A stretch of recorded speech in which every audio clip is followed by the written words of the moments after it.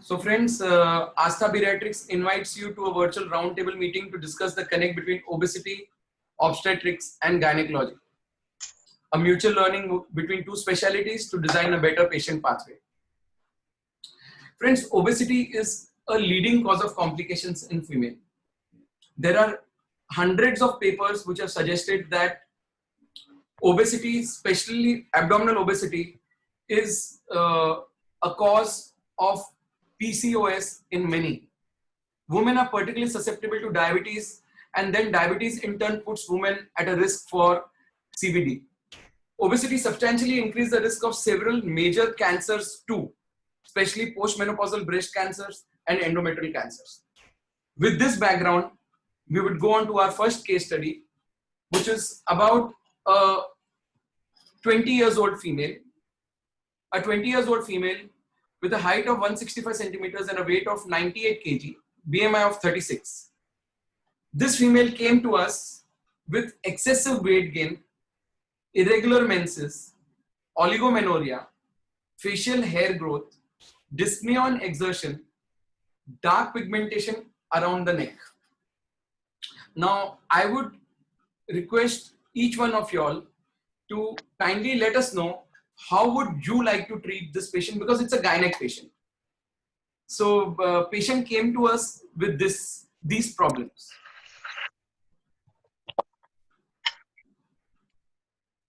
So Dr. Nageshwari, can we start with you? Yeah, the patient's complaints were mainly related to the cycles, or I mean to say whether she was married, unmarried. This is a 20 years old unmarried female.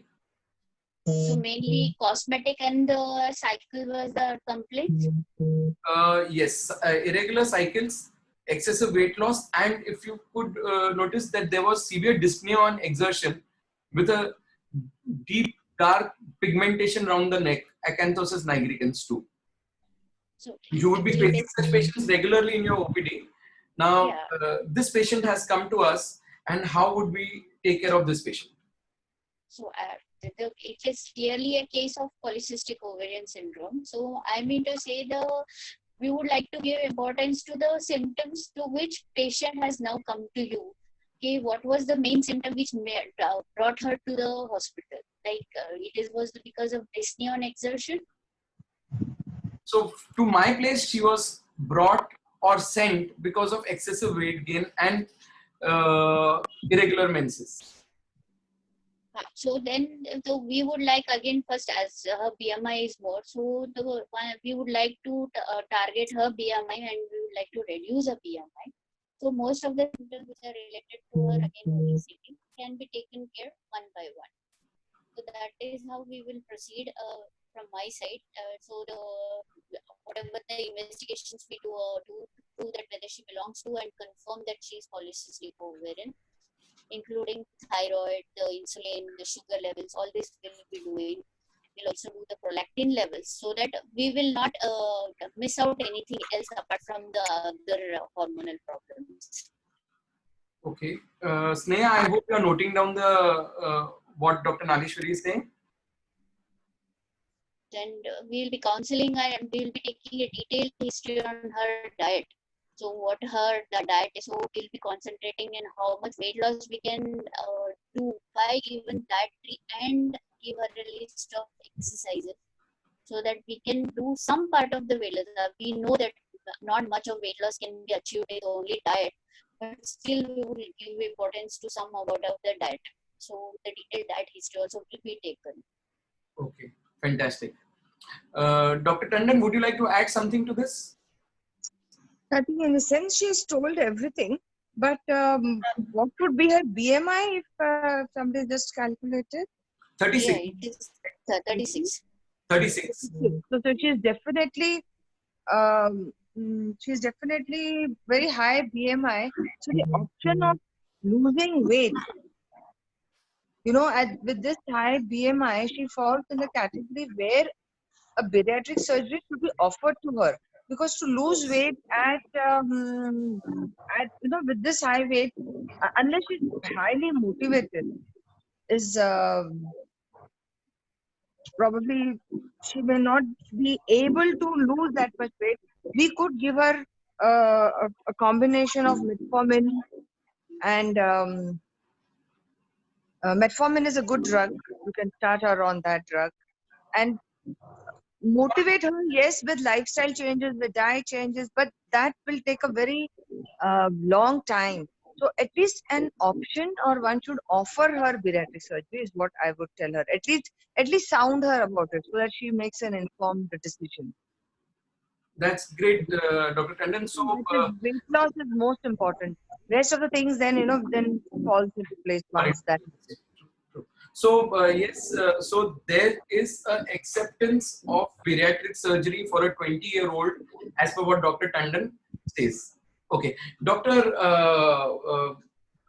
Dalal, would you like to say something about this? Dr. Sachin Dalal.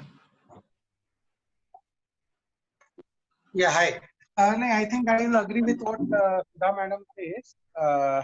The only issue will be that if she is 20 years and unmarried, she herself would probably be quite receptive to the idea of undergoing a bariatric surgery, but not really sure about what the parents' outlook would be. And considering that there is future prospect of marriage and stuff like that, so that was always a social issue that we face in consulting patients. But if you ask me, the ideal treatment would be a bariatric surgery, considering her profile and the BMI. Fantastic. Dr. Abhishek, Dr. Mehak, Dr. Amrita, Aditi, would you like to add anything? What about a gastric balloon, which is a reversible option Yeah. that can also be offered to this patient, right? Okay, gastric balloon. Sneha, noted down. Yeah. Yeah. Can I Doctor. say something? Yeah, please. The most important history I think we've all forgotten is how much time she's increased her weight. Yeah. Okay. So if she's increased her weight, probably in a short span of time, it's most probably due to excessive eating only. It's not going to be over unless it's over a period of time which has happened. Probably she's obese right from the beginning. Maybe even when she was 16 years old, if she was obese, it's a different issue. But if she's increased her weight in the past 6 months or so, it probably is just eating more.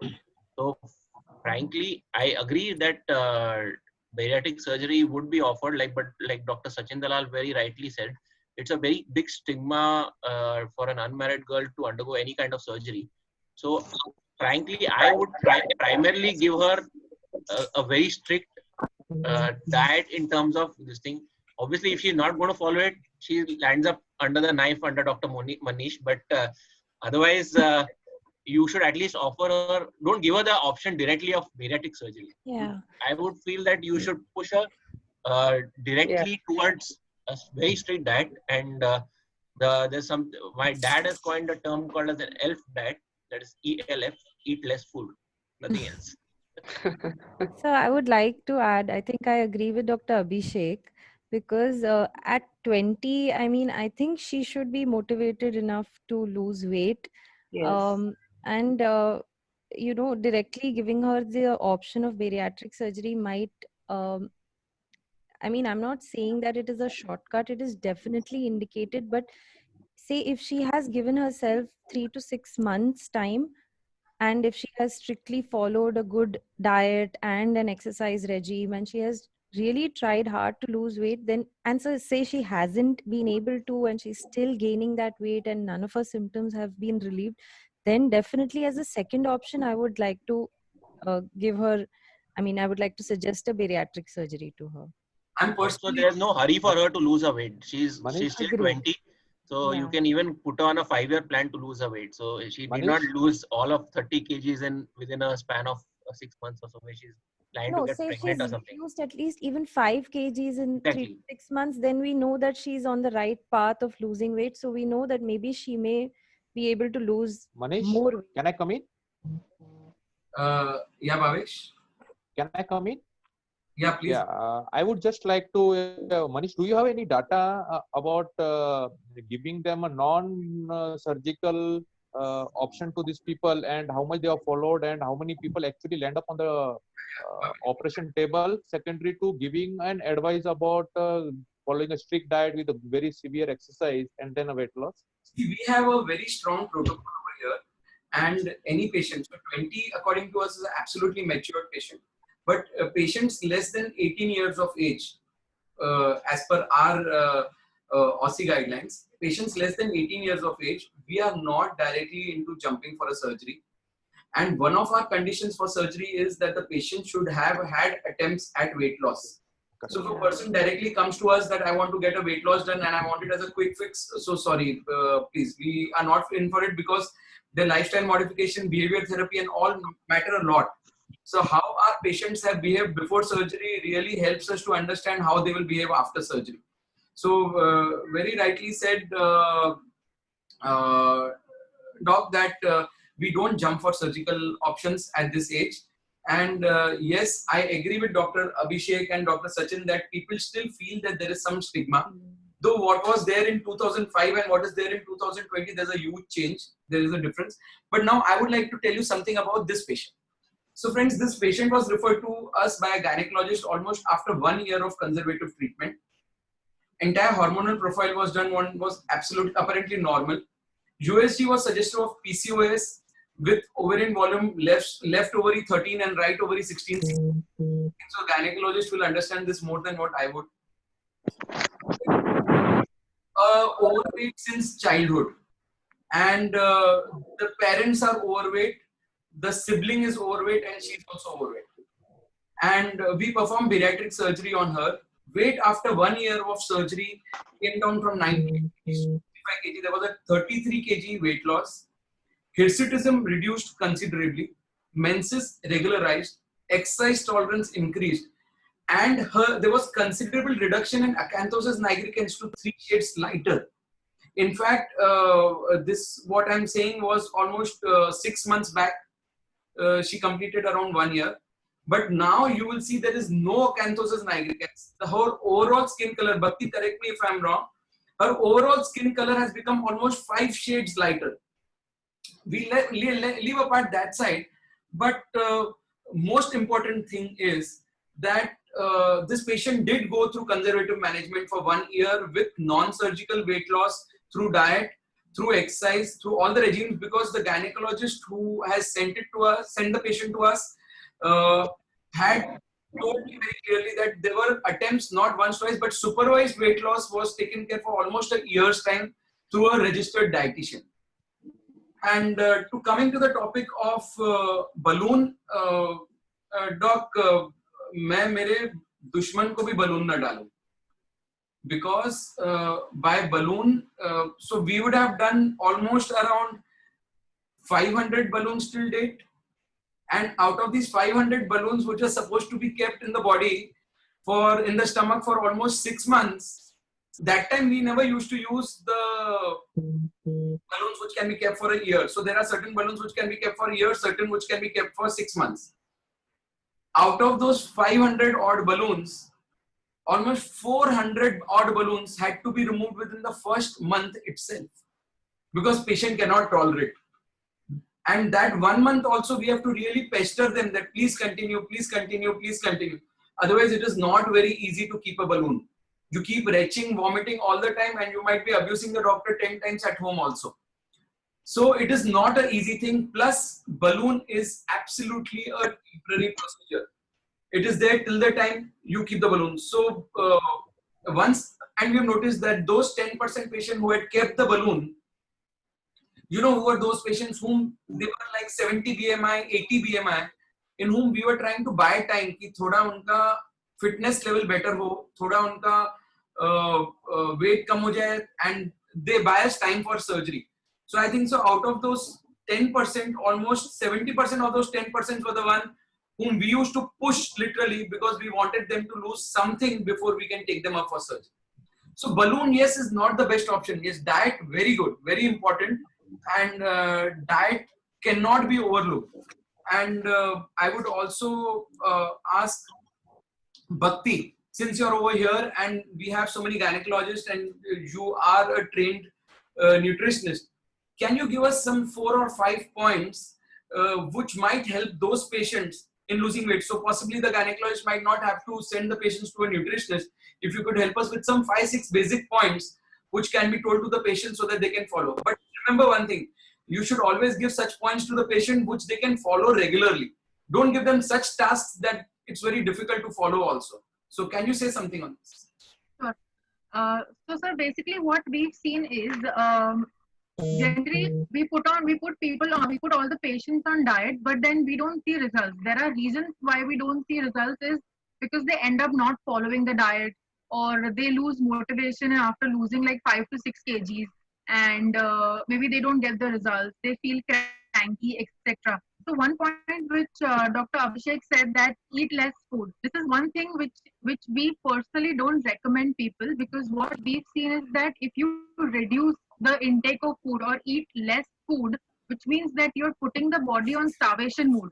Now in this starvation mode, your body is storing a lot of fat. So, but you will see weight loss, but you will see a lot of muscle loss, which is what we don't want for the patients. We want them to lose fat. Besides, eating less food also leads to a lot of hormonal imbalance, which we've noticed. Like in my past career, and which also we've seen in the patients, that they do end up having a lot of hormonal imbalance. So I personally, for all the patients that come to me, bariatric, non-bariatric, I follow these 4 major rules, like we all nutritionists over here.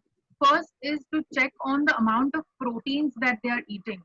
Protein is one of the major nutrient, and it is the building block. So it helps you improve your strength, stamina, immunity, and also keeps you full for longer. So this is one thing where patients feel full, they don't get starved, and they can follow this diet for a longer time. Second thing, what we do is ask them to eat every 2.5 to 3 hours. Now this stops the patient from overeating in every meal, because they know the sense of fullness. So that helps in stopping the overeating and giving them energy at regular intervals. Third thing is water intake. Now water is something which is extremely important for detoxification, for your protein absorption, nutrient transfer to all the body. So hydration, keeping them hydrated is extremely important. And last but not the least is to eat right instead of eat less. So what we believe is that eating the right food in the right quantity, prepared in the right way, is something which is important, because people crave for foods which they are not supposed to.